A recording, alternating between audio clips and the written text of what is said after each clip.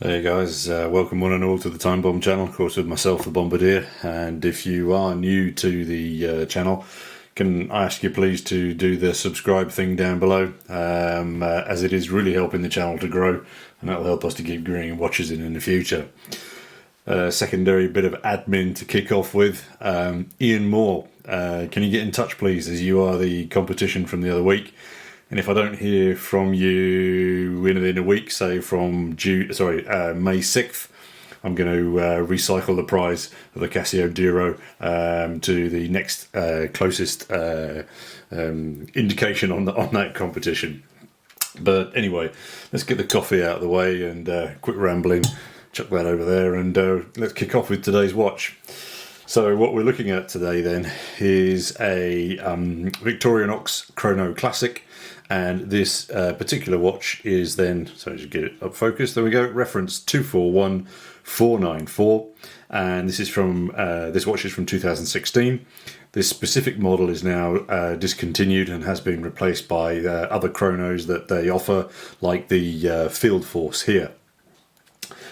Just quickly, so as a fan, as you can see, of Victorinox equipment, pen knives and multi-tools, I've certainly had an eye on the brand for their watches for quite a while. I mean, the old classic Dive Master was one of the first ones of theirs that I clocked. And sort of made me look twice. And then there's the more recent and very famous Inox professional diver range. This one in particular has been tugging at my wallet chain for a while, but it's still super expensive.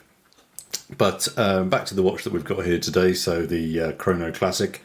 And it's very kindly been lent into the channel, and it has a very personal significance for the owner in that it was bought in memory of his late father. So I'm honoured to be able to share the watch with everyone, and thanks again to my friend for entrusting me to have it on the channel for review.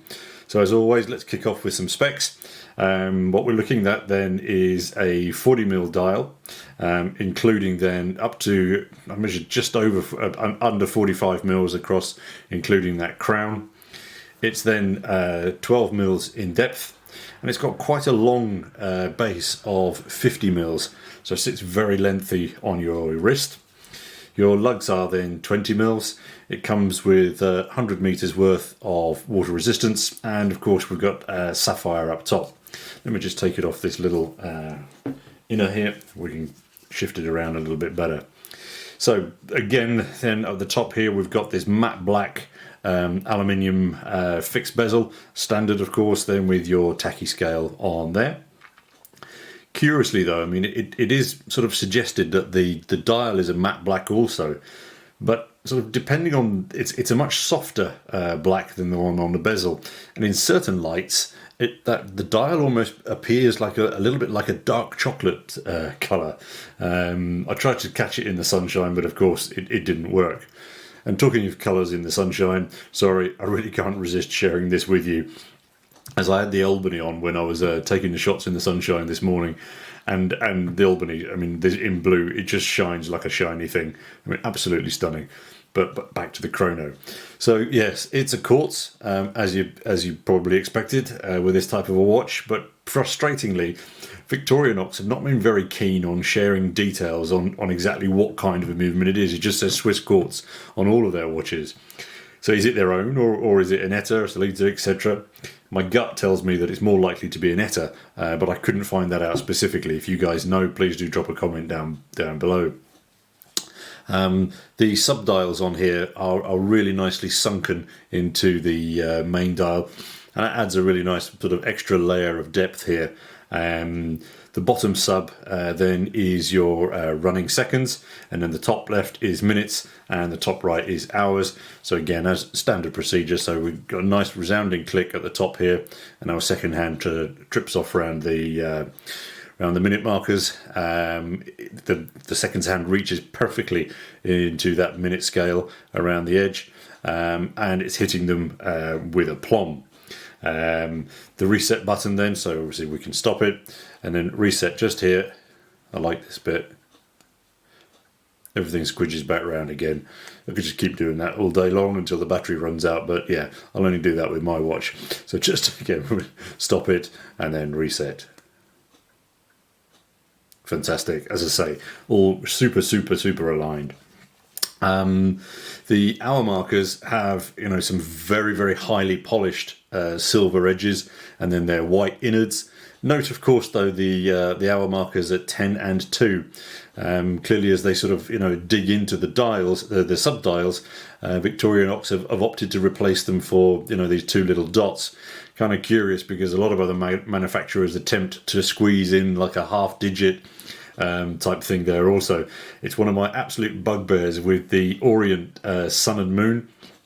On the sub-dials, the Saturday on many of them just pops out of the sub-dial and sits elsewhere on there. I mean, just bizarre decision making, but not the case here on Victorinox. They've opted with a completely different option completely. Legibility for me is absolutely spot on here. Apart from the reflection from the light, you can see that, it just reads brilliantly. The silver and the contrast, the colours here, excellent. The loom is not too bad.